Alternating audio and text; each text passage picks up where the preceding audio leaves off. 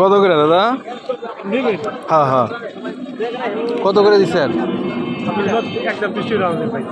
বুঝি না, 30 টাকা কেজি। 1 কেজি 1 কেজি হ্যাঁ, কত করে দিচ্ছেন? 30 টাকা। আচ্ছা একটু কাইটা দেখান না আমাদের দিয়ে একটা।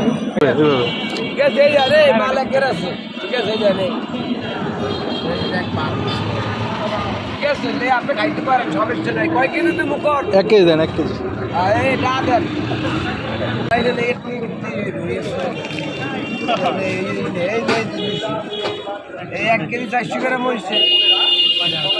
না না, 1 কেজি 1 কেজি দাদা, 1 কেজি।